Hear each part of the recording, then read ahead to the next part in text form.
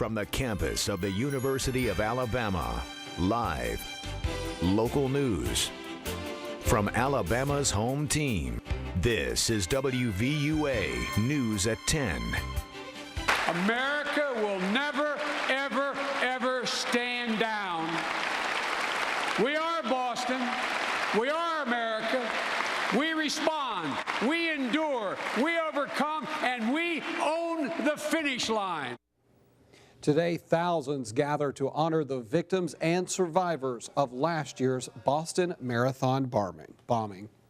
Thanks so much for joining us tonight. I'm Daniel Sparkman. And I'm Tamika. Alexander. Today was about remembrance and deep respect. It was also a chance for Boston to show the world its resilience and ability to heal. And first at 10 tonight, the latest on this day of remembrance. Reporter Polo Sandoval joins us now live from Boston with the very latest.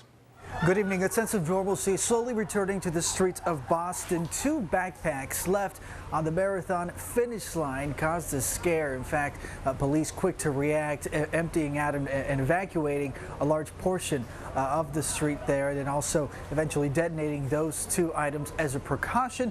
At this point, it appears to be that those 2 items were in fact harmless. However, that information still being put together by police as they continue to investigate, as they continue opening up certain stretches of the road here. Now, this coming at the end of what was a fitting tribute to the lives cut short on this very street a year ago. Church bells, the raising of the American flag, and a moment of silence marks the exact second the first bomb exploded at the Boston Marathon 1 year ago. The vice president, along with survivors and first responders, gathered at the finish line to remember. It was the end of a rainy day that was spent reflecting and paying respect to the fallen. For the families who lost loved ones, for those recovering from injury of every kind, it's what life is all about now. It's about dancing again after losing a leg. It's about starting a marriage forged in tragedy. It's about learning early on to care for family and friends. Many now look forward to Marathon Monday.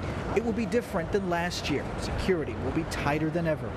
We're prepared. We've got a really good, well-coordinated security plan in place, and I think we have we certainly tried to strike the right balance between enhanced security and keeping it a fun family day.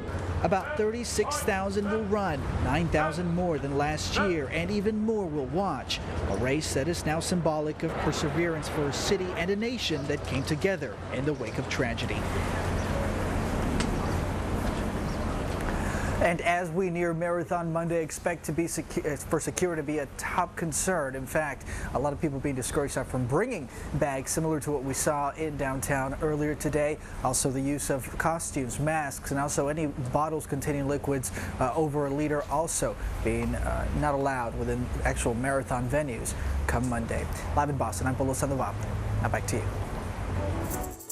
Turning now to the weather, let's get a first check on Alabama's home team forecast. Chief Meteorologist Richard Scott joins us now. Richard, I was outside a little while ago. It's starting to feel pretty chilly out there. Yeah, really cold out there tonight. Temperatures already down in the upper 30s to low 40s across Alabama. 39 in Birmingham, 43 Tuscaloosa. Temperatures are getting colder in a heartbeat.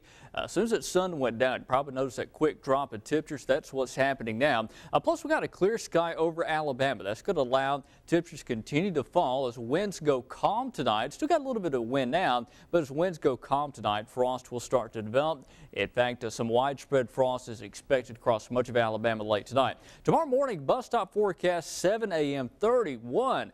It is going to be a winter-like start to the day, but it gets much better tomorrow afternoon as we are back at the 60s. We'll talk more about your forecast, plus we'll look at the weekend outlook. That's coming up in weather. We continue our coverage on the evidence processing delays causing problems in Tuscaloosa County. Well, city and county leaders are working to get a new forensics lab which could speed up that process. That is right. The Alabama legislator says there is not enough money in the budget for a forensics lab in Tuscaloosa and says the city must pay for it if they want one. The lack of a forensics lab is causing major problems for law enforcement in the county, with cases becoming backed up. Without a forensics lab, more time is taken for transporting bodies, drug testing, and the county jail is full of inmates waiting for trial. cut down on the backlog of cases that we have. It cut down on the number of people in the county jail waiting to go to trial because their cases hadn't been resolved. Either we're waiting on autopsy reports or drug lab reports to come back. Mayor Maddox will write a letter to the state about his concerns and is now on a task force to come up with solutions and ideas.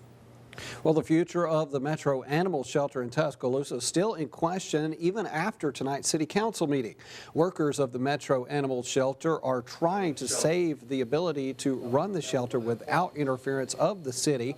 Commissioner Jerry Tingle says that they have had complaints about the shelter for some time now and thinks that they can stop them and raise it to a more professional standard if the shelter becomes part of the Tuscaloosa County Sheriff's Office. The cleaning of cages and other upkeep would be done by inmates, and workers would have the ability to become county workers with added benefits. It's not good for the public eye. For the public to see inmates in a shelter that's for the community. The inmates would not be interacting with the public. They would not be in contact with the public. They would have correction officers that's managing them while they're there, and 2 corrections officers, and they'll be only down there to work and clean cages. Now, the Tuscaloosa City Council will have a meeting next month to hear presentations from the Sheriff's Office. New at 10 tonight, the YMCA will be getting a new look thanks to a $1 million grant they will be getting from the city of Tuscaloosa. The city will be getting $1 million that will be used on a complete renovation of the Benjamin Barnes Branch YMCA. Everything will be taken out except the recently renovated gymnasium and locker rooms. The YMCA is using this as a platform for more fundraising by trying to match what they will be getting from the city.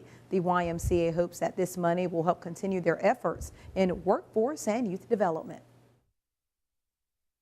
They're reading better, they're performing better, their manners are better with their moms. So they're just better all over, and that's very important to us at the YMCA. And the City Council will vote on confirmation of the money during next week's City Council meeting.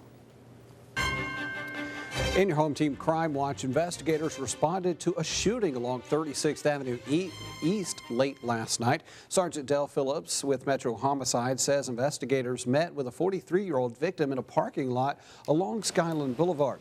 The victim told them that the suspect fired at his vehicle twice after he drove away from an argument. They say that the argument was over a mutual female friend. Now, 28-year-old Roderick Golston returned a short time later. Golston was arrested and charged with attempted murder and shooting into an occupied vehicle. His bond was set at $105,000.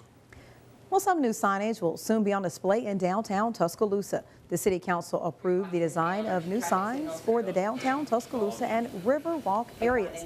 These signs will help guide out-of-town visitors to attractions in the downtown Tuscaloosa area. Signs that will be put on light posts for drivers and signs made for the pedestrians that will tell them how many blocks away they are from their destination. The Department of Transportation has been working on the design of the signs for the past few months. If you come into town and you're going to go see an Alabama football game and you pass by a wayfinding sign that says Tuscaloosa Amphitheater, Chom, Bama Theater, you may not know those things are here, and then it helps to serve that purpose also to let people that are visitors to our town know what great resources we have in the downtown. Now, the signs for downtown Tuscaloosa will feature a clock, and the Riverwalk signs will include a tree. The death toll continues to rise in Washington state after a massive landslide there. Plus, it's a video you have to see to believe. A horse leads a wild chase around Savannah. But first, the search for Flight 370 continues as officials are continuing the underwater investigation for the wreckage. And if you see news happening we want to know, call WVUA at 205-348-7000. You can also send us tips and pictures to news at WVUATV.com or on social media. Just search us on Facebook and Twitter.